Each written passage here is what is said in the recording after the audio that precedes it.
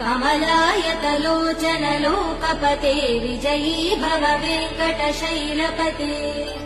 स चतुर्मुख षण्मुख पञ्चमुख प्रमुखाखिल दैवतमौलिमने शरणागत वत्सल सारनिधे परिपालय मां वृषशैलपते अतिवेलतया तव दुर्विषहैरनुवेल कृदैरपराध सदैः हरितं त्वरितं वृषशैलपते परया कृपया परिपाहि हरे अधिवेङ्कटशैलमुदारमदे जनदाभिमताधिकदानरतात् परदेव दया गदितान् निगमै कमलादयितान् परं कलये